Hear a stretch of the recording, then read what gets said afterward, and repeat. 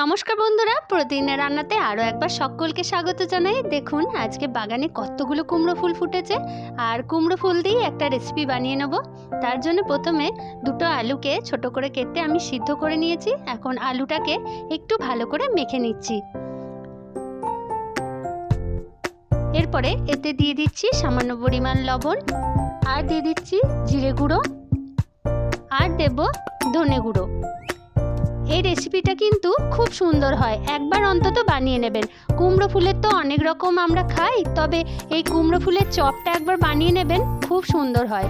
এরপরে দিয়ে দিলাম একটুখানি মতো হলুদ, আর দিয়ে দিচ্ছি একটা মতো কাঁচা লঙ্কা কুচি, আর দিচ্ছি সামান্য পরিমাণ লেবুর রস। লেবুর রসটা কিন্তু অপশনাল, আপনারা না চাইলে নাও দিতে পারেন। এরপরে আলুটাকে ভালো করে একটুখানি মেখে নেব। এরপরে ফুলগুলোকে একটু পরিষ্কার করে নিচ্ছি। দেখুন সকালে ফুলটা কত সুন্দর ছিল, এখন প্রায় 10টা বাজে, ফুলগুলো একটুখানি বন্ধ হয়ে গেছে, তাতে কোনো অসুবিধে নেই। এরপরে ফুলগুলোকে একটু পরিষ্কার করে নিচ্ছি। দেখুন এইভাবে নিচের অংশটা আমি কেটে বাদ দিয়ে দেব। শুধুমাত্র ফুলের পাপড়িটা দিয়ে আজকে ফুলের এই চপটা বানিয়ে নেব।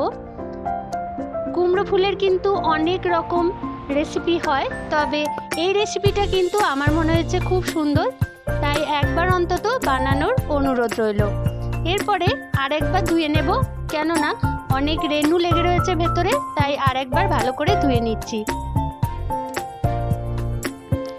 দেখুন একটা বেসনের ব্যাটার বানিয়ে নেব। তার জন্য একটা বড় বাটি নিয়েছি, তাতে দিয়ে দিচ্ছি 4 চামচ মতো বেসন।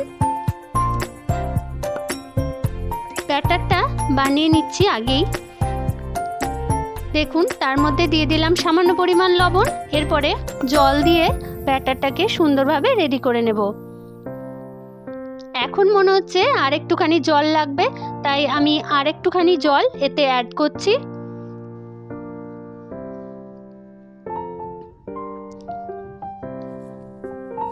আমার এই রেসিপিটি যদি আপনাদের ভালো লেগে থাকে তো চ্যানেলটি সাবস্ক্রাইবের অনুরোধ রইল, আর পুরো ভিডিওটা দেখারও অনুরোধ রইল। স্কিপ করে কিন্তু ভিডিওটা দেখবেন না। এরপরে ব্যাটারটা রেডি হয়ে গেলে এর মধ্যে দিয়ে দেব অল্প পরিমাণে কালো জিরে, আর দিয়ে দেব একটুখানি মতো বেকিং সোডা। এরপরে এইগুলো সব ভালো করে একটু মিশিয়ে নেব।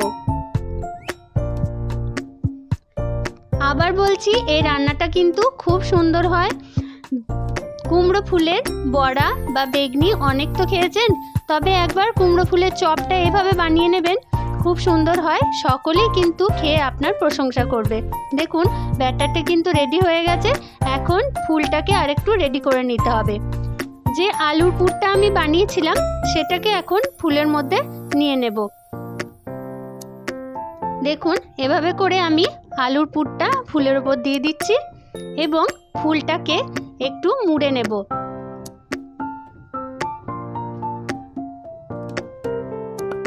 দুই পাশ থেকে এভাবে ধরে একটুখানি মুড়ে নেব।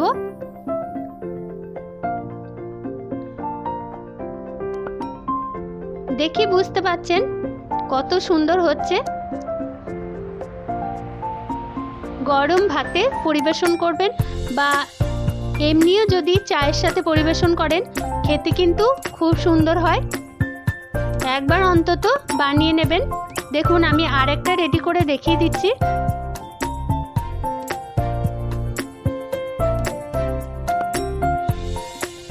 খুব ভালো হয়েছিল। বাড়িতে কোনো অতিথি এলে চটজলদি কিন্তু বানিয়ে দিতে পারেন, খুব কম সময়ের মধ্যেই কিন্তু এটা রেডি হয়ে যাবে। দুই পাশ থেকে এভাবে একটু বন্ধ করে নিচ্ছি।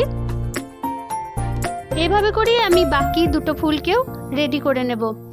আমার গাছে আজকে 4টে মতো ফুল ফুটেছিল, আপনার কাছে যদি আরও ফুটে থাকে তো এভাবে করেই চপগুলোকে ভেজে নেবেন, একবার অন্তত বানিয়ে নেবেন। এরপরে বেসনের ব্যাটারটার মধ্যে কোট করে নিচ্ছি। এরপরে গ্যাসে একটা কড়াই বসিয়ে দেব। কড়াই দিয়ে দেব বেশ অনেকটা পরিমাণ মতো রিফাইন্ড অয়েল, আর এক এক করে ভেজে নেব।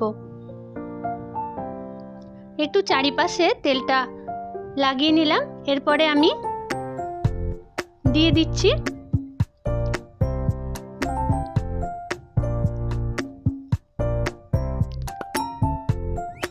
এক পিঠ হয়ে গেলে ভালো করে আরেক পিঠ আমি উল্টে ভেজে নেব।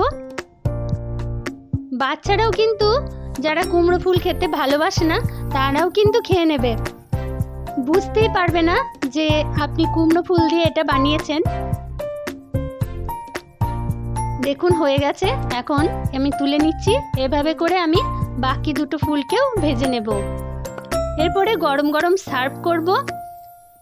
আমার বাড়িতে সকলে খেয়ে প্রশংসা করেছে, সকলেই ভালো বলেছে, তাই আপনাদেরকেও বারবার বলবো বানিয়ে খান ও সকলকে খাওয়ান, সকলেই আপনার প্রশংসা করবে।